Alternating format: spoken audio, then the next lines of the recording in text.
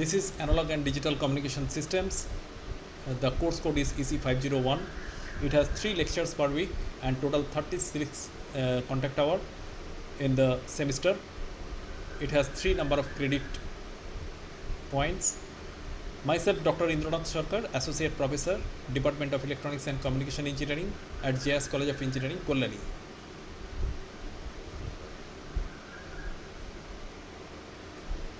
It has 5 course outcome. At the end of the course, we expect the students will able to explain the importance of amplitude and digital modulation, demodulation schemes, analyze analog communication systems for their signal to noise ratio, efficiency and bandwidth, compare the advantage of various pulse modulation technique and analyze their system performance, demonstrate signal representation, analyze various digital communication techniques, can compute the bit error performance and compare their advantages and limitations. So these are the points we expect that students will able to demonstrate or explain or analyze or compute or compare. So all these things will make the students mastermind on this subject. There are 5 modules for this subject, and for each of the subject there are some contact hours limited to complete. There are 6 contact hours assigned to module 1 for introductory descriptions. For the module 2, random process has 6 contact hours. 3 contact hours assigned to module 3 on pulse modulation, 8 contact hours assigned to signal vector representation under module 4. In module 5, digital modulation technique has 13 contact hours. So total 13 plus 8 plus 3 plus 6 plus 6. So total 36 contact hours exist for the completion of analog digital communication systems. For like every subject has prerequisite, here is also the knowledge of signal vector representation, characteristics of additive wide Gaussian noise, geometric representation of signals, synthesizer, analyzer, signal vector, signal space, Euclidean space are required. Signals and systems is a subject which is covered in earlier semester, has many things to recall for the analog and digital communication system. So signal and system is an important subject before understanding analog and digital communication. Still there are mathematics, that is engineering mathematics covered up to 3rd semester, has plenty of mathematical equations such as the Fourier transformation, Laplace transformation. So those things are required to understand, as well as trigonometric applications are required for analog and digital communication. Statistical part will be revised here. So that is why if the basic statistical part required, it is needed to be recapitulated. Now these are the course outcome versus program outcome mapping. Now as the analog and digital communication has plenty of application in the domain of information technology, that is why we are finding there are almost all the program outcome has minimum contribution to one or more course outcome. The course outcome weightage 3 is given for high weightage, 2 weightage is given for moderate weightage, and 1 value is written, that is the numerical value 1 is given for least weightage to some program outcome. And if there is no such linkage, then it is kept blank. Now as the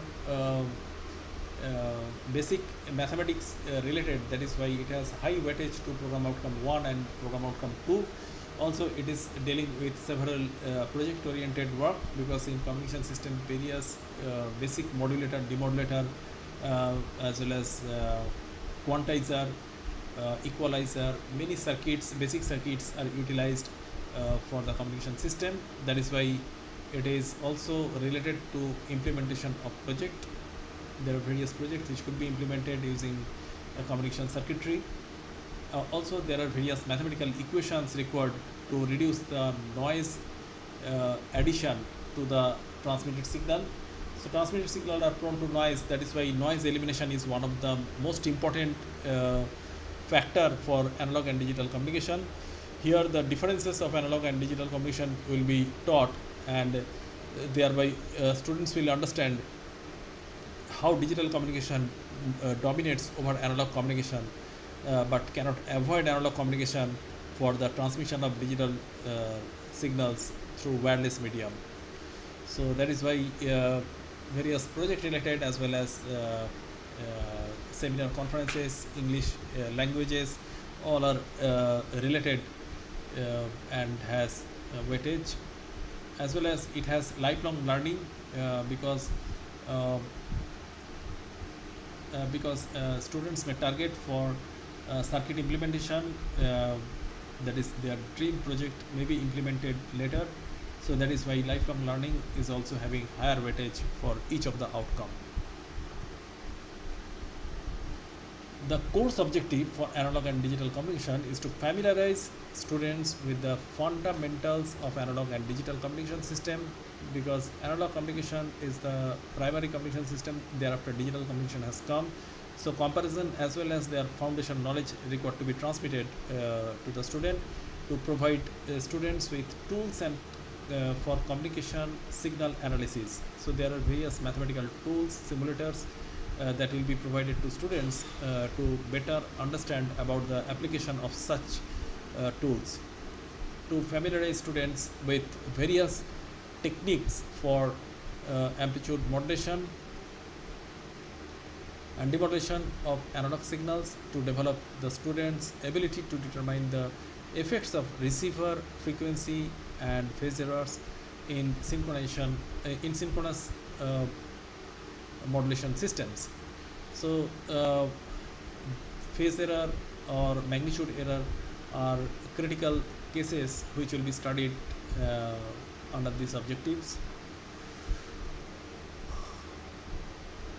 To familiarize students with techniques for generating and demodulating narrowband and wideband frequency and phase modulated signals, to familiarize students with basic techniques for generating and demodulating pulse code modulated signals, to familiarize students with issues pertaining to the transmission of digital signals over bandwidth limited communication channels.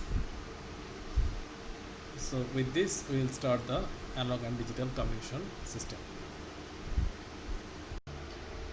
Hello, this is analog and digital communication. We are discussing signal vector representation. This is module 4.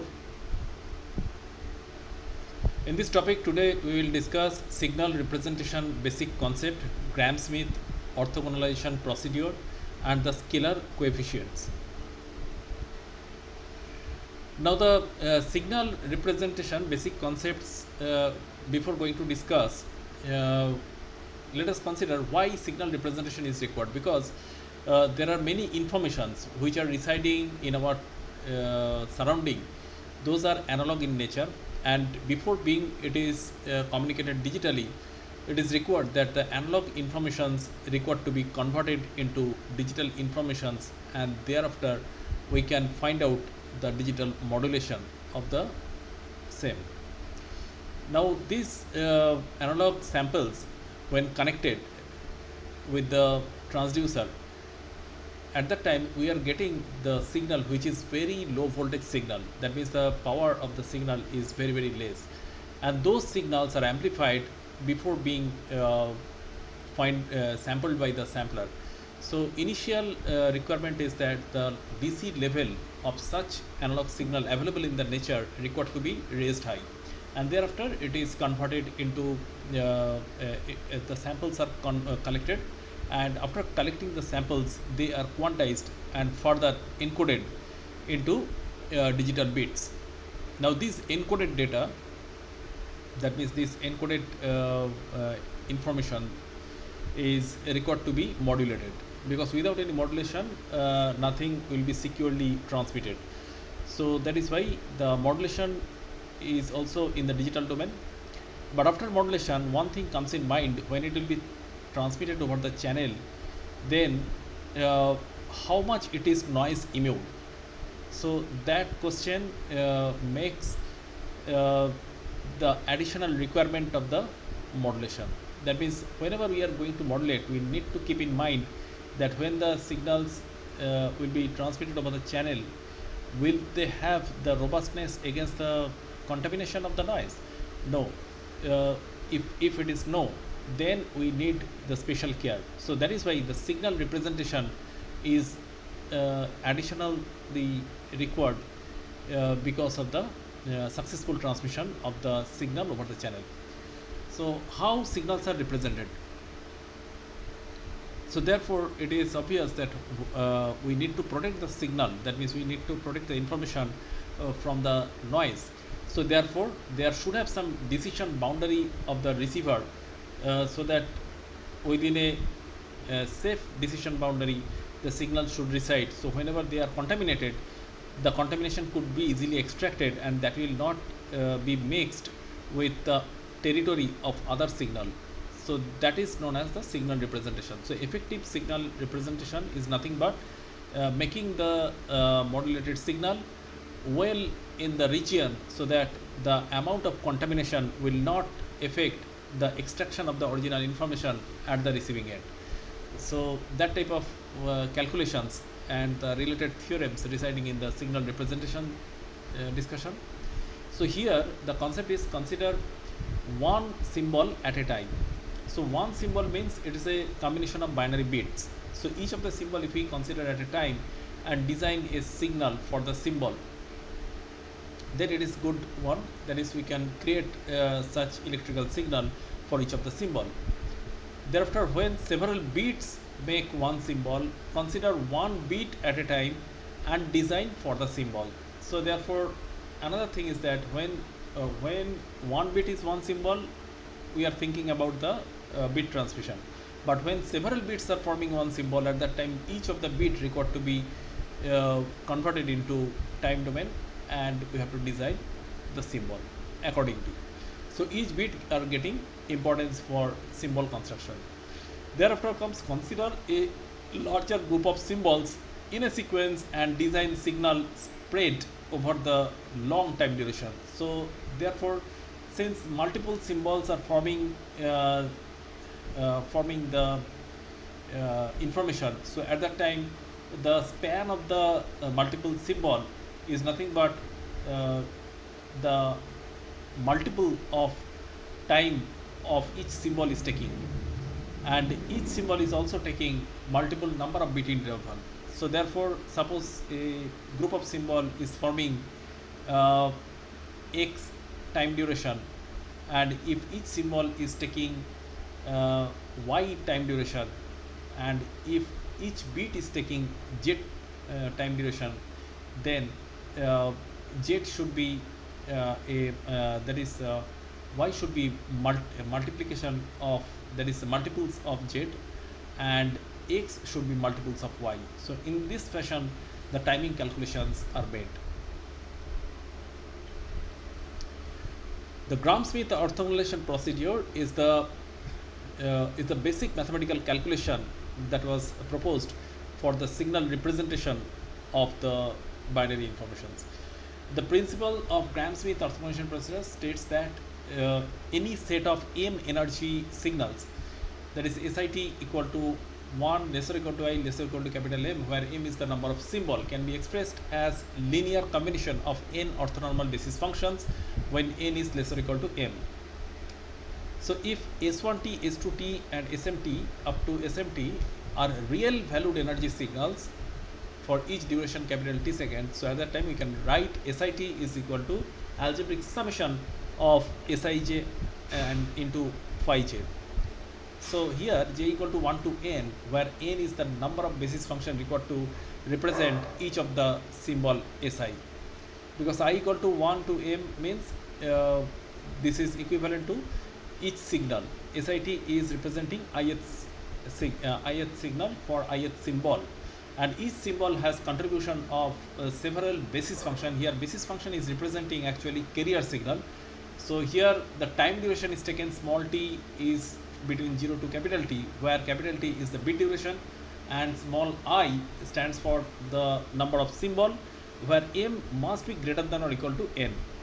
So this is the minimum requirement, and the scalar quantity Sij is nothing but the linear integration of the product Sit and phi j t. So Sit is representing one symbol, phi j is nothing but one basis function out of the n number of basis function.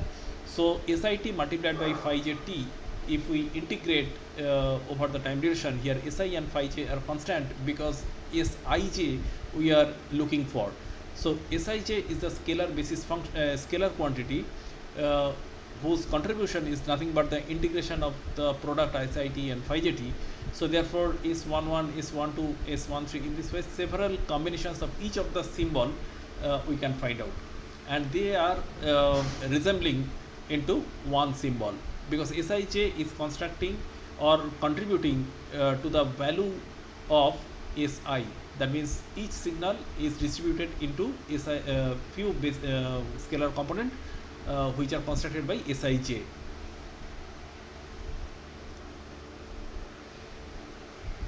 Now here the Gram-Schmidt orthogonalization procedure has been stated more. That is the basis function phi j t are the that is phi j t is the basis function and Sij are the scalar coefficient. We already have discussed. We will consider a real valued basis function phi j which are orthonormal to each other. So here phi j, that is basis functions, are orthonormal, required to be orthonormal, because phi j is basis function. So if phi I into phi j integrated over 0 to capital T, the time duration, now where I and j are nothing but two different value, if they are same, then both phi's are same. So same basis function has been taken. So here if I is not equal to j, then this integration must be equal to 0, and if I equal to j, then the integration must be equal to 1. So that means the basis function must be normalized to unity, otherwise it should be orthogonal. That means if it is the same basis function, then it should be normalized. That means square of the basis function, if integrate over the time duration 0 to capital T, it should be returning 1. And if both the basis functions are different and integrated over the time duration 0 to capital T, then their integration must be equal to 0. And here we are getting that Si1, Si2 in this way, Sin, they are multiplied with the corresponding basis function, phi1, phi2, all these things, and thereafter the products are summed up, and we are getting the final time varying signal, that is Sit, within the bit duration 0 to capital T. So here the scalar coefficient Sij is further defined as the integration of the product of Sit and phi j t, and here the receiver has been formulated. So it's a mathematical equation which will form the receiving model of the signal, where the basis function will be treated as the carrier signal, and the Sij are nothing but the scalar coefficients or the elements for the input signal Sit. Now here receiving signal Ri, which is showing that it is a sequence of bit streams for S1, S2, S3 in this way. Successively bits are coming, modulated signals are coming corresponding to each of the signals S1, S2 or their combinations. Now they are fed into n number of parallel line with a multiplier where other input is the basis function. So for the first multiplier, the other basis function is phi1. For the second multiplier, basis function is phi2. In this way, n number of multipliers are present where n number of basis functions are respectively applied. Now this product, that means after the multiplier we are getting some product signal that will be integrated over the bit duration 0 to capital T, and this integrated value will be Si1, Si2 up to Sin are forming contribution to each of the ith symbol. So this is the way by which the scalar coefficients are generated. So for the real time signal also we will get such contributions. The steps to determine the orthonormal basis functions are: if the signal SI is SJT is known for j equal to 1, 2 up to capital M, for the time duration 0 to capital T, derive a subset of linearly independent energy signal SIT for I equal to 1 to n, where n must be lesser or equal to m. Find the energy of S1T, as this energy helps determining the first basis function phi1t, which is normalized form of first signal. Note that the choice of this first signal is arbitrary. Find the scalar S21 energy of the second signal E2, the special function G2T, which is orthogonal to the first basis function, and then finally the second orthonormal basis function phi2t.